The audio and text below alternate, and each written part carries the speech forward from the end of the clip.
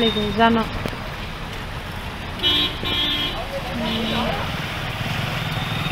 सिले माला सिले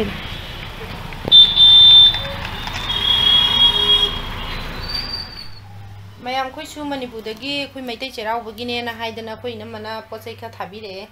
अदो मैम सिजे कोई मनपुरदगी वेडनेसडे दा थाख्रबने दो ngasi संडे यौरे मोइ सिंगारांग एयरपोर्ट ता ngarang yaukhre do ngasi moi ayukta thinbirame service dum ko indian post ki je yam dum nuai hai tare do kitang soi ba hai gara natraga nuai ta ba hai gedra koi manipur da na matam je kitang numit humni mari ni gum moi na tunga ga leiba hani moi na branch ta gi head office pok da nong ma mu tungi hai da gi di mu head office ta gi airport to chapada mu sumai na tunga ga numit humni maximum adum 4 days gum di lei hai moi na hai ba do अखोइन हंग बकान मोइना दमाइना हाय मतम समाइना संगिजे कइगिनो हायबदा मोइना सिमाइना अखोइ सिमाइना सिदै हेड ऑफिस तगी सिबौ चपदा सि तौवे कोलेना मोइना दमाइना हायरे अदो सि हांग येंगसे खोइना अते अमौसे दुम खोइना हाखिबदे हेता चाबा फंगदबसु जुम हेता यावे खोइगी कइनो तौदना पत्तना मनुंगदा दो हंतकी मोइगिजे खरा थुरे हायतारे हंतकी ना हामु फारकपददी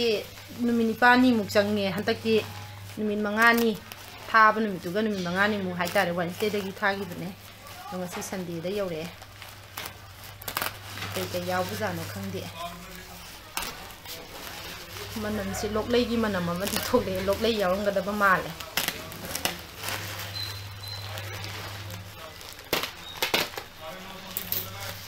माना लैरे योंचाक हान उरे माना योंचाक से कहीं से पटलमे कोफाई का खलमे कोई कंहन बजे नंगहोदना सुमाइना कोफाई कारमे हई बोट से साइड फोन सामथोगा कहीं तौदि यारो अदगी सिगिसिना योंचाक चाक सुमाइना यावरे अदुगा सिगिसिना आंगांगि अचापोट माले कबोक कबोक लेरे अदगी सिगिसिना सिजु कबोक ने सिगिसिना कवावातिन माले आंगांगिने याम पाम ngakne दुगा सिगिसिजु करिनो खंगदे नसा सिगिसिजु इना योंचाक अकंगबा सोइरगा पिरको माले लेरे दुगा सिगिसिना कनम बुजिया सि आंगां से याम पामे अखोइ से दुम पामे थुइजिंग यावरको माले थुइजिंग से कोइ कइनो तो होगदन थुइजिंग से मखादा लोइन केले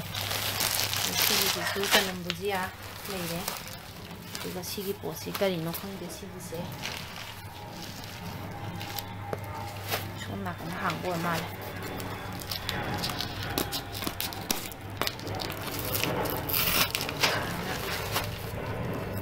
सेक्शन ना बॉक्स ता हाले करी हो जानो खंगदे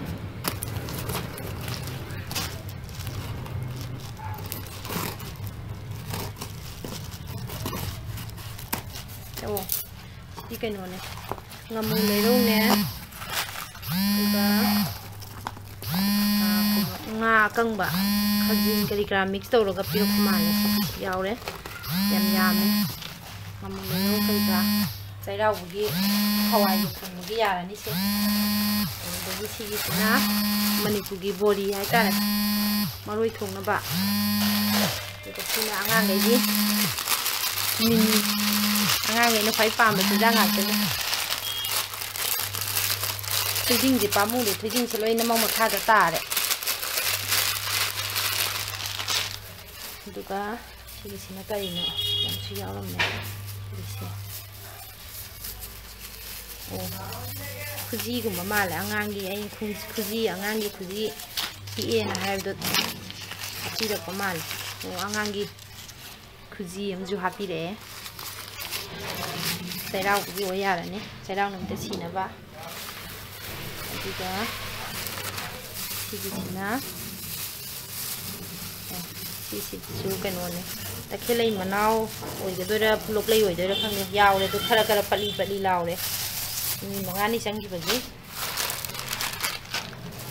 सिगिसिना करिनो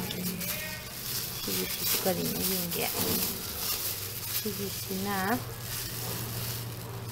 मंगे ने मैं मंगे माल ओ मंगे सिना मंगे होइदोइने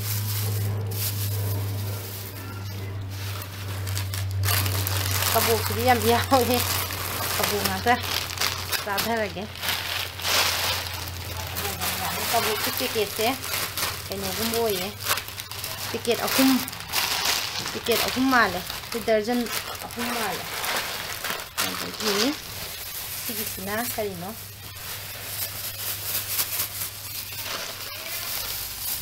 सिगिसिना पापड़ angangai sinjang ngakane sina पापड़ से यामे mana leire पापड़ aduga ini kali jadi पापड़ sih sudah yaw me yang पापड़ ngak ngai de sudah sih पापड़ yam yaw de sigi sih loi पापड़ ngak tane पापड़ yam yame अदो कोई सिगी पापड़ जे कोई सिदा फंगदे कोई नॉर्थ ईस्ट की नेना कोई दुकान खरा लेबदा मोइदा याव कइम कांदा जु याव बोई लेये कोई नॉर्थ ईस्ट की दुकान दा याव दबसु ले दो याव कांदा मोइसे कोई सि पैकेट सिदा लुपा कुन दा योले मोइना दुम तांगे कुन मंगा दा योन बसु ले कुन मंगा कुंथ्रा दा गा जुते योले यम मणिपुर दे पोक लाते गा हता हाइरगा अदो याम फरे से अंगांग गई मोइ याम पामजबने अखोइ सु याम पामे दगी सिगिसिना करिना सिसु केनो ngata ngaile थ्रेडिंग जे फजना खुंजन लगा तो कर यार थ्रेडिंग में यावरम में मिक्स लोइ तौ ना थ्रेडिंग गा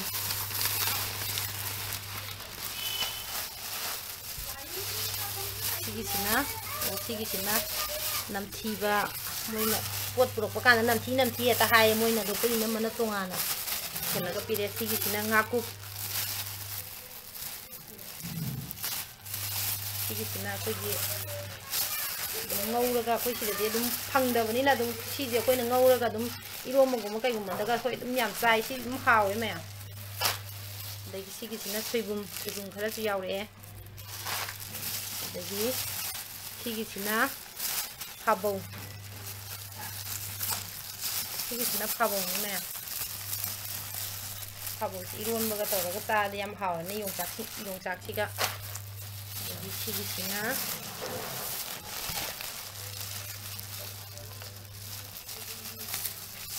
ngari male ngari gi manam khitang thogle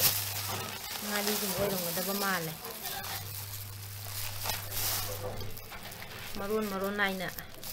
ide ase khuna maise ngari di yam hawga ngari ni me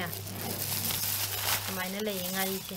adu ngari hairega mayam khoi sida khoi noris ki dukan leibedo muniga na khoi sidam leie मोइ न हान कोई चलगा लौरुबने दो लुपा 150 जु इनो हाइदि 120 इबने कोई मणिपुर की सेंगमाई गाड़ी दो कोइना हांगतोर कांदा मनुंग जिदे हेता कोइगी फुमाई जु ओइ फुमाई दे जु हेना साथी रमे मनुंग दा दो कइनो से दुम सेंगमाई गाड़ी जे क्वालिटी से दुम लेइबने कोइना लेइबदा दुम याम हावे अदो हंतक अइने पैकेट अनि लेरपने दो पैकेट अनि दो लोइना म कोइगी कइनो हाइतारे मनम से फुमाई दे गिसु हेना नमथीरे दुगा कोइगी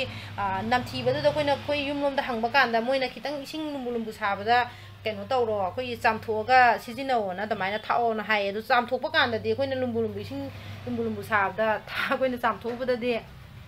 मरु ngakta ngai haure chamlo कांदा दो याम हावते दुगी दो कमाइ तौगुनो मोइ मनुंग दा कमाइ तौइनो खंगदे दो समाइना लैये मनुंग ngali से तो मोइना सिदा lupa 150 जु थाए बसिदा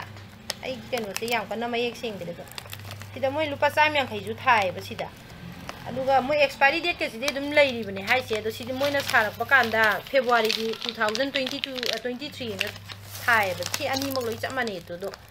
चाबा याद्रे दो मनुंगदा कमाइ तौइनो खंगदे मनुंगदो कोइ एता याम नमथि बाइ तारे क्वालिटी दो कमाइ तौनो खंगदे मोइना मयामना डुप्लीकेट के सेंबिरो जालो नत्रगा मोइ कमाइ तौइनो मोइ फैक्ट्री देगे कमाइ तौरैनो खंगदे कोइना हांगै चाबदा दमाइना नमथिबा दमाइना फत्तबा क्वालिटी हम फुकचादे सेंगमाइ गारी से दुम कोइ सिदे याम हावेबा अदो कमाइ तौइनो खंगदे दो समाइना लै मया देगी सिगिसिना कइनो ओइरा माले लोम्बने अदगी ꯀꯩꯅꯣꯅꯦ ꯁꯤꯅ ꯇꯦꯡꯅꯧ ꯃꯔꯨ ꯑꯩꯅ ꯌꯨꯝꯗꯒꯤ ꯄꯤꯔꯛꯑꯣꯅ ꯍꯥꯏꯈꯤꯕꯅꯦ ꯁꯤ ꯂꯣꯝꯕꯁꯤꯒ ꯇꯦꯡꯅꯧ ꯃꯔꯨꯁꯤꯒ ꯑꯩ ꯍꯤꯡꯒꯣꯜꯗ ꯍꯨꯟꯖꯔꯒꯦ ꯇꯧꯕꯅꯤ ꯍꯟꯗꯛ ꯆꯍꯤꯒꯤ ꯑꯩꯈꯣꯏ ꯇꯦꯡꯅꯧ ꯆꯥꯅꯕꯅ ꯁꯨꯃꯥꯏꯅ ꯂꯩꯔꯦ ꯑꯗꯨꯒ ꯁꯤꯒꯤꯁꯤꯗꯤ ꯂꯣꯏ ꯍꯣꯔꯝꯅꯦ ꯃꯌꯥꯝ ꯊꯣꯏꯗꯤꯡꯁꯦ ꯁꯨꯃꯥꯏꯅ ꯄꯣꯛꯈꯥꯏꯔꯝꯃꯦ ꯃꯅꯨꯡꯗꯁꯨ ꯂꯣꯏ ꯇꯥꯔꯦ ꯁꯨꯃꯥꯏꯅ ꯂꯩꯔꯦ ꯌꯥꯝꯃꯦ ꯌꯨꯝꯗꯒꯤ ꯑꯩꯈꯣꯏ ꯄꯤꯔꯛꯄ ꯄꯣꯠꯁꯤꯡꯁꯦ ꯐꯅꯌꯥꯝ ꯀꯨꯏꯕꯣꯛ ꯆꯥꯔꯅꯤ ꯑꯩꯈꯣꯏꯗꯣ